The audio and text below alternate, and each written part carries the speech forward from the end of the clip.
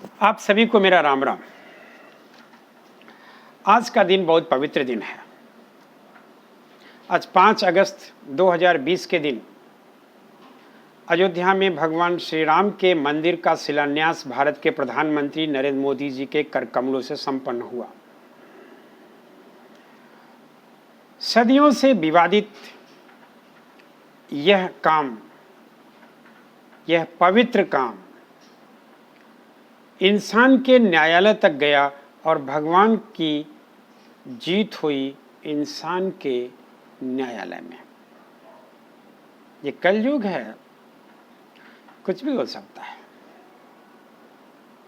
बहरहाल, जब हम मिलते हैं तो 2 बार राम राम क्यों कहते हैं? दरअसल हिंदी वर्णमाला में जो राम में र अक्षर है, यह आता है 25वें पर और आ अक्षर आता है दूसरे पर, तो 25 और 2 होता है 27।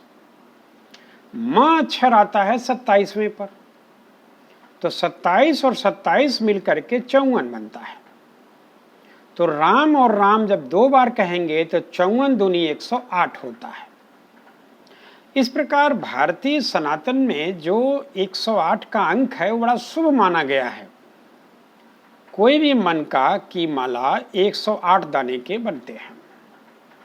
108 की बड़ी मान्यता है। भगवान श्री कृष्ण ने गीता में कहा भी है कि अगर कलयुग में कोई पूरा गीता न पढ़ सके तो वो राम राम भी अगर कहता है तो उसका कल्याण हो जाता है, या गीता के 18 नाम का भी उच्चारण करता है तो संपूर्ण गीता के बराबर फल मिलता है।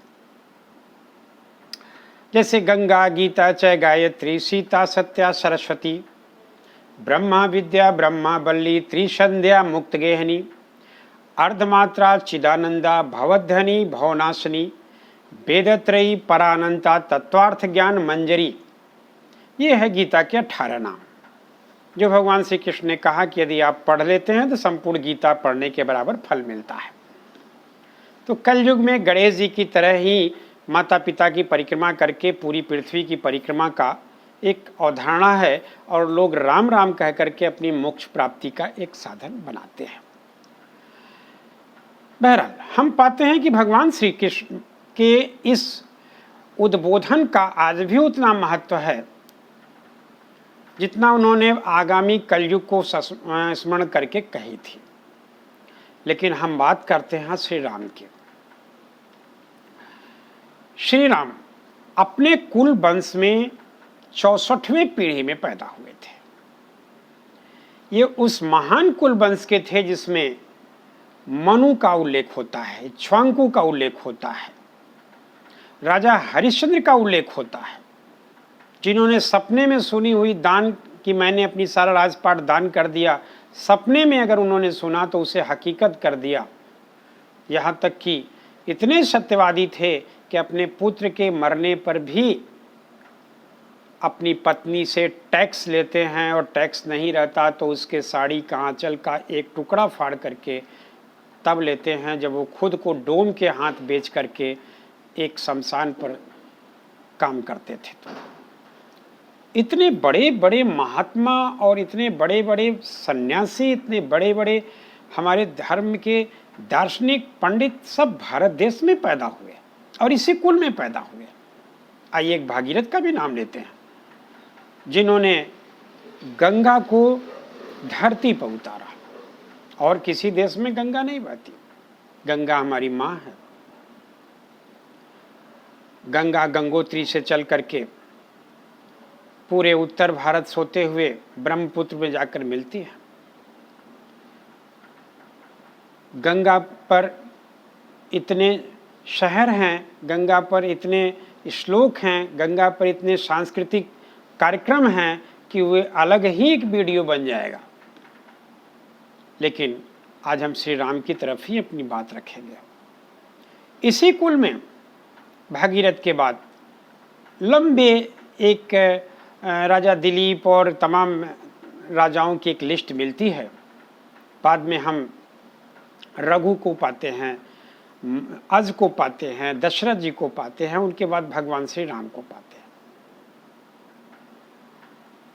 भगवान श्री राम आदर्श चरित्र के आदर्श और उत्तम पुरुष थे, इसीलिए उनको पुरुषोत्तम कहा गया। हमारी सनातन संस्कृति शुरू से ही बहुत विशाल रही है, इतना विशाल कि ये पूरी दुनिया को वसुधैव कुटुंबकम के नाम से जानते थे। वसुधैव कुटुंबकम, पूरा पृथ्वी पर रहने वाला जीव जंतु हमारा कुटुंब है, परिवार है, ये भावना थी हमारे देश की। आज जिस मंदिर का शिलान्यास किया जा रहा है, ऐतिहासिक उल्लेख मिलता है कि 1526 में पानीपत का जब युद्ध हुआ था तो बाबर मुगल वंश की स्थापना करता है भारत में, और 2 साल के बाद उसके सेनापति मीर बाकी ने अयोध्या में राम मंदिर तोड़ करके बाबरी ढांचा बनाया था। बाबरी मस्जिद नहीं था, वहाँ नमाज नहीं पढ़े जाते थे। वो एक पराजित हिंदू को, एक पराजित राज्य को, उनकी अस्मिता को नष्ट करने का बाबर का एक कुकृत्य था, न कि नमाज पढ़ने के लिए कोई मस्जिद का निर्माण। भारत जैसे देश में जो हमेशा से दलितों, पीड़ितों, शोषितों सबको संरक्षण दिया, वो भला आक्रांता के इतने बड़े षड्यंत्र का शिकार कैसे हो सकता है? सत्य परेशान होता है, पराजित नहीं। आज सत्य की जीत हुई है।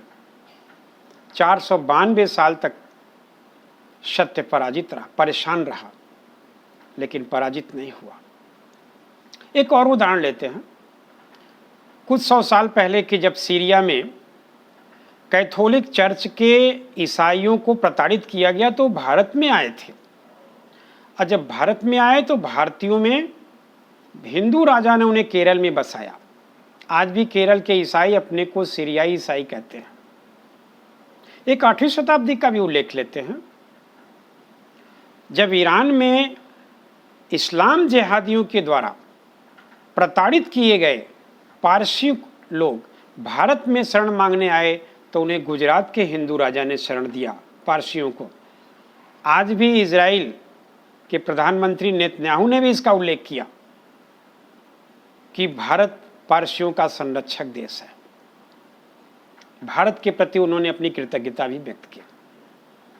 एक मोहम्मद साहब के समय का भी उल्लेख ले लेते हैं प्रसंगवश, जिनका समय 570 से 632 ईस्वी माना जाता है, बाद 629 ईस्वी की है। मोहम्मद साहब के कार्यकाल में जब वो जीवित थे, अरब देश के बाहर कहीं मस्जिद का अगर निर्माण हुआ था तो भारत में हुआ था। वो भी कहाँ?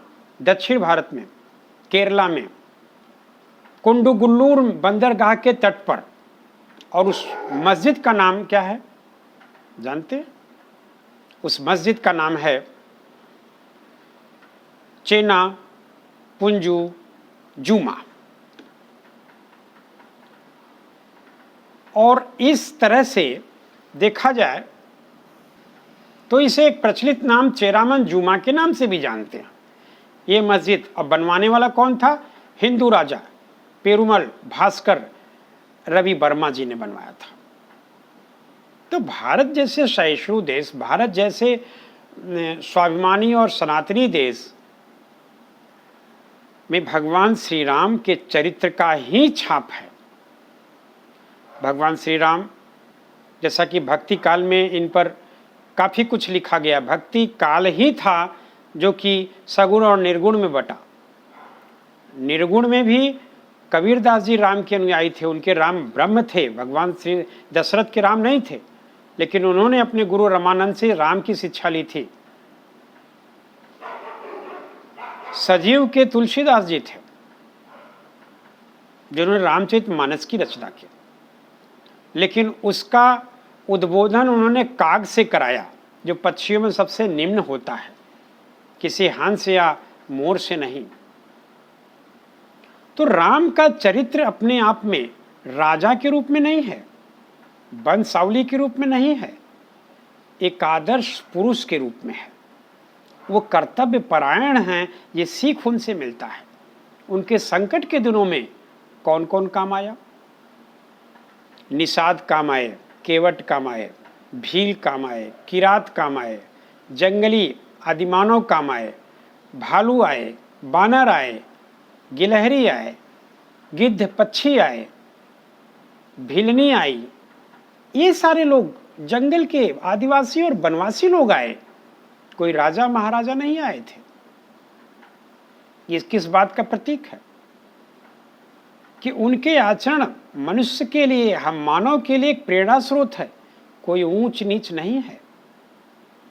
प्रकृति के बीच सभी जीव ईश्वर प्रदत्त हमारे मित्र हैं। उन्होंने उनसे सलाह लिया।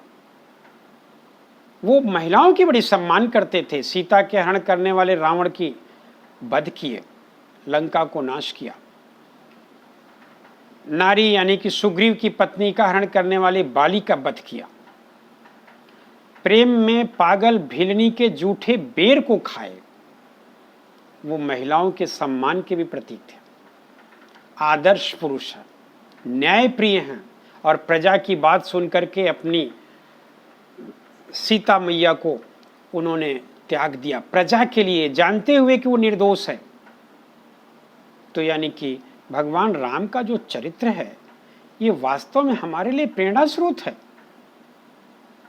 और वह प्रेरणा हमें ये सीख देता है कि समाज के जो ऊंच नीच, जाति भेद भाव, इन सब से हट करके समाज के एक कर्तव्य परायण और प्रेम और वात्सल्य के रूप में हमें एक दूसरे को अपनाना चाहिए, गले लगाना चाहिए, अच्छे विचारों और संस्कारों का प्रचार प्रसार करना चाहिए, अपने कर्तव्य को मान्यता देना चाहिए। कर्म ही प्रधान है, जाति नहीं। इसी बात का हमें सीख मिलता है भगवान श्री राम से। इसीलिए उन्हें पुरुषों में सबसे उत्तम कहा गया है, यानी पुरुषोत्तम श्री राम कहा गया है। मैं अपने विचार बहुत संक्षेप में आज आपके सामने शेयर किया। बहुत बहुत धन्यवाद। जय श्री राम, जय श्री राम।